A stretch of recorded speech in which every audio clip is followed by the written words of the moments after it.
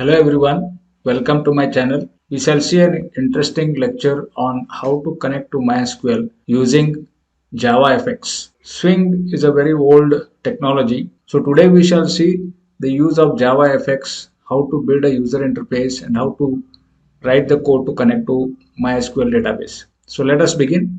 You start IntelliJ and you go to file and say new project. You could give any name to the project. Let me call it as MySQL Connect. And you must choose Java language. It should be a Maven build, and rest all you can keep as it is and just say next. And here for beautification of the user interface, you can choose Bootstrap. And to get access to the controls, you say controls FX and forms FX. And then say OK. You say new window. So the project opens up with a built-in code. A sample code will come up. So here the structure is like this. In the source folder you have java.com example, and in your project folder you will see that there are already two files present. So first one is called the application class, wherein application using JavaFX is already present. If I just run this project, if I say it will ask which project to run, you say MySQL Connect. You have to go to the application file, right click and just say run hello application. So this time you will see that the application comes up with a GUI. So it just says hello. And when I click on hello, it says welcome to JavaFX application. Now, how is all this made possible? Let's try to understand the structure of JavaFX project. So whenever you create a JavaFX project, it comes up with a couple of files here. The first one is the application file itself, and it is always named as hello application. So in the hello application, there is a start method in which it will first load an fxml file. Now the user interface is specified in terms of fxml, and those fxml files you will find under resources, and there is a file called as helloview.fxml. So as you can see, this is the XML file which describes how your user interface would look like. So right now they have just added one label here. As you can see, there is a label tag whose ID is welcome text, and there is a button whose text is hello, and on action what should happen is mentioned here. So there is a on hello button click event also defined in the hello controller file. If you go to hello controller file, you will see that the same fxml tags are used here. So we define a label control, the same name as what you saw in the hello view.xml. As you can see in hello view.xml, you have welcome text. The same thing you will find in hello controller. So hello controller is a class which will define the program logic. So first thing is we have to identify the various controls on the GUI by their names. And we saw there is a on hello button click event. So what they are doing here is simply they are setting the text of welcome text, the label, to welcome to Java application. So if I change this to welcome to JavaFX, you will see the same thing coming up once again. So if I run this program again, you will see that the GUI comes up. It will display my message. All right. So there are a couple of things that you need to understand. First one is the hello application, which is basically a scene builder. As you can see, there is a scene class and there is a scene object, and this scene is created by using the hello view.fxml. So that file is loaded. Once that file is loaded, the output looks exactly the way it is described in the view.fxml.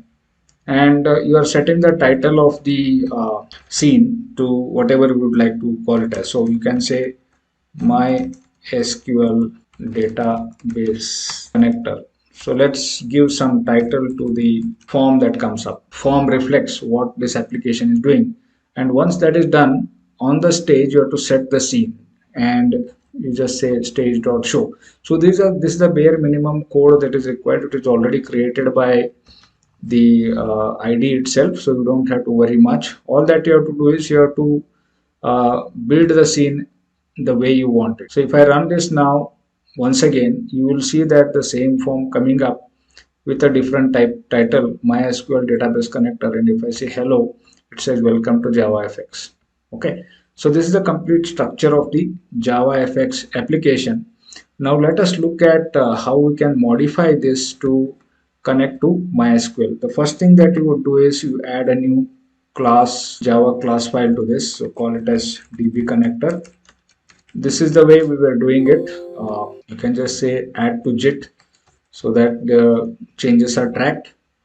And since we want MySQL connector, we have to go to pom.xml and you have to add a dependency file here. So as you can see, there are many dependencies here. To the dependencies tag, you can add the Maven dependency.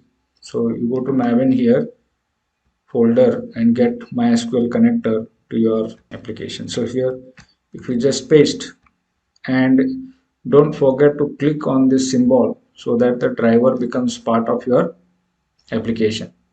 Now that is one part of getting the uh, driver installed, but there is a little more that you have to do. You have to go to module info, and here you say requires MySQL connector J. So this is the file that you must include here so that your code understands where the driver is. Save all. You have to go to module.this and you have to include one more requires here, java.sql. So both java.sql and MySQL, I made a mistake. It should be a connection object, con. So we require a couple of objects. So connection is one of them. Then we require a statement object. We require a result set object. Okay. And if statement is not showing up, you say alt enter here and it will automatically include all the packages that are required to make it happen. Now the next thing to do is you have to have a constructor here, and in the constructor you are not going to include any object, and you are going to simply put a try catch block here, and you will load the driver, and if class is not found you are going to put a catch and say class not found exception or also SQL exception. So two exceptions you have to handle here, and within the body of this you declare e2 string semicolon here and end that. So within the try catch block, you are going to handle the loading of the driver and also opening up a connection. So to load the driver, you have to say class.forName, and here you're going to say com.mysql.jdb. I think so. It is mysql cj.jdbc.driver. So the sequence has to be perfectly correct. Only then it's going to work. So I'm going to load the driver here, and then I'm going to open up a connection using driver manager here and say get connection. So connection URL has to be correctly typed. So first thing is you have to mention that it is through JDBC and you're going to connect to MySQL, and which is on the local host, and it is waiting at 3306 port, and the database you want to connect is shopping cart. Obviously you should have a database called a shopping cart, and the user is root, and the password should be black. I'm going to close this. So the connection will be opened up for you. Once the connection is open, you can create an empty statement, con.create statement, and once the statement is there you can execute a query. I think so it is once execute a query, it should be held in a repository called result set. You say statement dot execute query. So I have all my data in a table by name product, so I'm going to say select star from products, a semicolon here. Okay, so this will take care of loading the driver, creating a connection, creating an empty statement, and executing a query, and the results are stored in a result set. Now this result set, I want it in some other class, so I require a getter.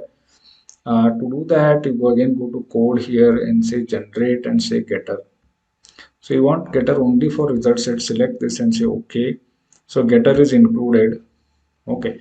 Now I go to my controller, because controller is the one which will do the controlling action. So what I can do is here I can define uh, one object of uh, DB connector. So you just say DB connector DB, and we require one result set RS, and you can have a constructor for this. So you can go to code, say generate, and say constructor here. Within the body of this, you are going to instantiate one object of DB connector, and you are going to set RS to DB dot get RS. So whatever results that I have obtained, they are brought into this part of the program. That is, the controller will get access. Now, instead of setting the label to some fixed text, what you have to do is say you have to say rs dot get string, and I want to display the second field, which is name of the product. But before you do that, you have to say rs not next, so that it is on the first record. And whenever you move the record set, it has to be in an exception SQL exception block. So this is how it is. Now everything is set, and if I now run the program, you will see that the database connection will happen and the data gets on my label. Code is class.forName com.mysql. Oh, there is a mistake here, cj.jdbc.driver. So the driver itself was wrong, and because of which we are not able to connect. So we just have to run the applications one again, stop and run. Now you will see that the data connection really happens, and you get GUI. And if I say hello, I get the first object television. If I click again, washing machine, and so on. So I start getting all my product info here.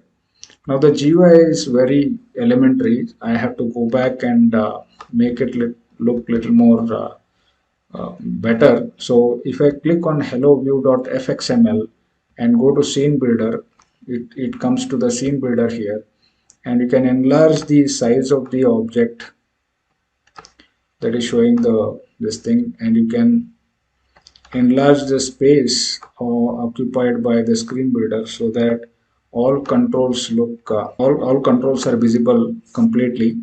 Now instead of putting a label here, what I do is I remove this label RST. So we have a text field. So I'm going to get these text fields in my interface to make my scene show all the fields of the database. I need to have a bigger scene, and this is text field 1, that is for product ID. This is for product name. This is text field I have to plug in here. Yeah. Okay. Now since I'm going to display product ID here, so this can be little smaller. The first thing that you would do is you can give a prompt text, that is you want to display PID here, and this is for product name, and this is going to be for the price, and you are going to max width here, max width. Yeah, so as you can see, it can be reduced. So I think max width as prefer size. Yeah, so let's go to the code part where you have to assign an ID. So let me call it as PID, and I want to call it as name, and I want to call this as price. So in the code tab, you have to give appropriate names to the control, so that through these names I'm going to, and as you can see, hello is also given. It's not given an ID. You can always give as show all or something like that, and it is going to carry out an action called as on hello button click. So this is the handler that will get executed once it is clicked. Okay, so let us see how things can be altered. So here there are properties where if you go to the style property here, add appropriate style. For example, background color, you can make it yellow. That is for this control. For this also you can make it background color as let us say green, and this you make it as orange. Okay, and if you want to change the fill color, you have to add, and in the controller we have to reduce this window and come back to the controller, and I have to add these at fxml annotations. So you have to say private, this is going to be a text field, and we give PID as the first one, at fxml private text field name or product name, and then at fxml private text field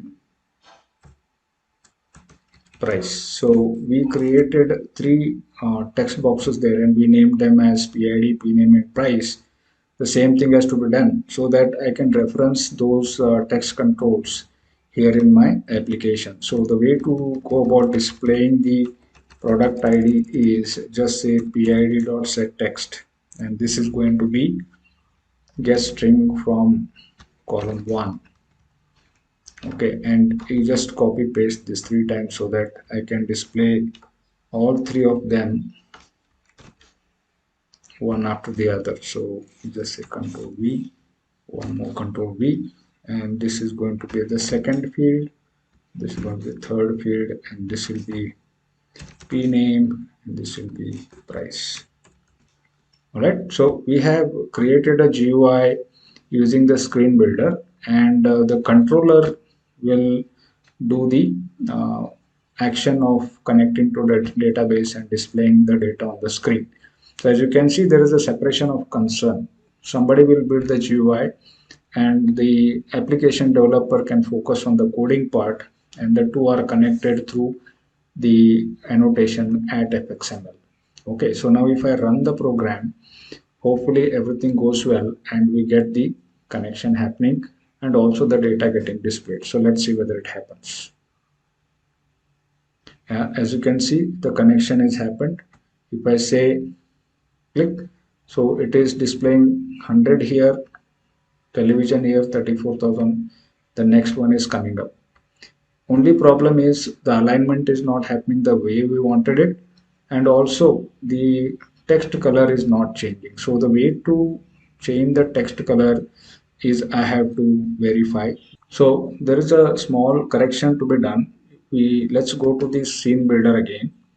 We have to go to the property style, and here the property should be fx dash text fill dash fx dash text fill white.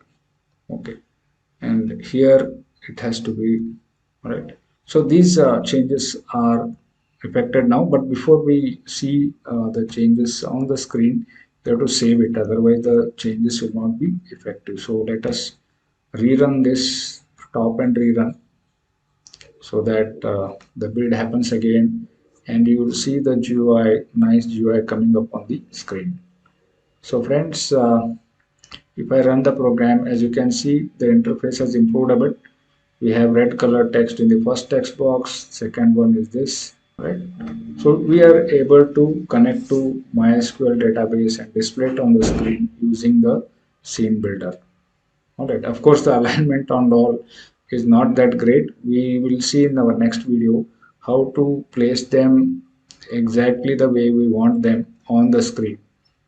If you like the video, click on the like button and also subscribe to my channel. Thank you.